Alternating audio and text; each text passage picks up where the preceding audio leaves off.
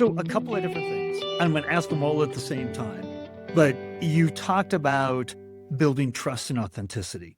And most people are extraordinarily worried that AI is going in the opposite direction of that for a lot of the things that you just talked about. But trust is on the massive decline. In fact, the latest trust barometer from LinkedIn and Edelman showed that of 32,000 international respondents worldwide, that they think we as business leaders are 61% think we're being intentionally misleading. So now put AI slop, as you put it, on top of that. We are adding gasoline to the trust epidemic that is happening here, right?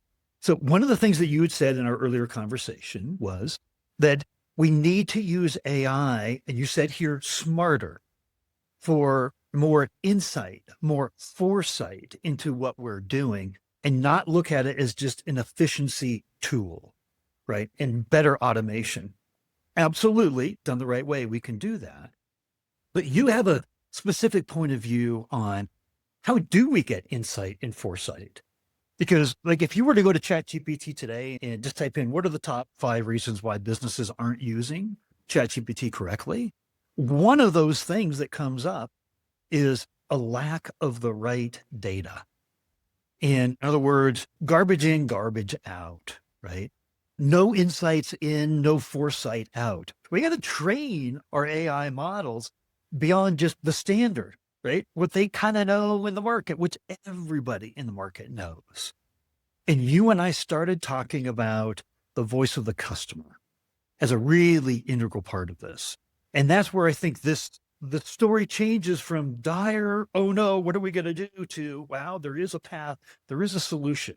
And I just wanted to bring that up. And how does the voice of the customer enter into this conversation, adding more predictability, more foresight, more insight so that we actually can provide more predictability in our growth?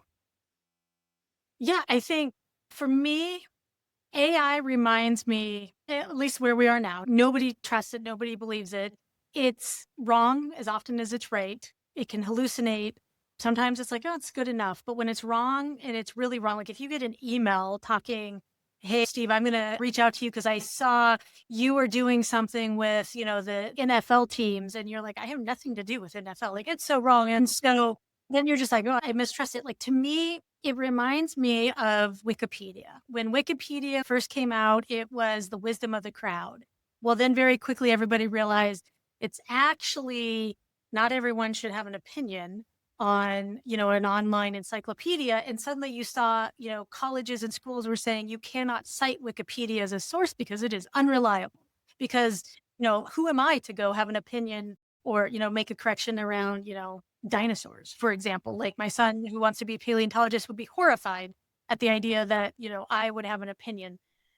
And so, but this was the problem. And so then Wikipedia, I think over the years, it has sort of course corrected a little bit. You have to have a reliable link. But, it started out as this, the wisdom of the crowd, and it became the idiocy of the crowds because it was like the more people that weigh in, you lose more value because, if you want to have an expert opinion, you need to have an expert. And I think the challenge with AI right now is because it's based on everything, going into your example around, like a GPT or, training a model to go do something, every company is using the same thing. And so you could say, here's what my ICP is, here's their title, here's their company.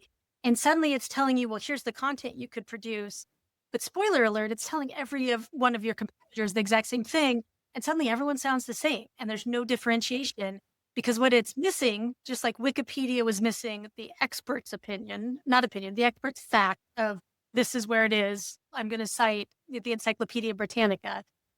AI misses the context, and the context is king. And I firmly believe it's the reason that AI is going to change our jobs, but we are not going to lose our jobs because we have the experience and the context. And specifically with the voice of the customer, that's your context. And so, one of the things we were talking about is I am a huge believer in voice of the customer.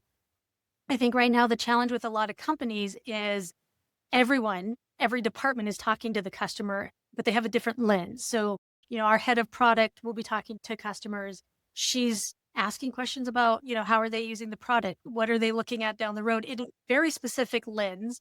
And I'm not going to say she's leading the witness, but she's going down a certain path. If somebody from, the customer success team is talking to them, they have a very different lens that they're going down. If somebody from, support is talking to them, they're like, everybody has a different lens. And I think this is where marketers need to sort of be the thread across all of them, because we have to connect all of the lenses and up level it a little bit. And when you start having those conversations and you can train your AI based on what your customers are saying, both the buyers and the users, which are usually different people, the executives, the influencers, like the multiple points, and you can add that context, then suddenly the AI becomes very powerful. And I think it has a lot of potential for the go-to-market teams for many ways, but I also understand, it's not as simple as, just getting call transcripts, because the call transcripts right now are very oriented into whoever's talking to that customer has a very specific question, and it's not connecting all of the dots. And so it's that context is not there, and you're training your AI on very specific lenses without the broader picture. And I think that's where, the voice of the customer is going to get lost if someone's not paying attention to it.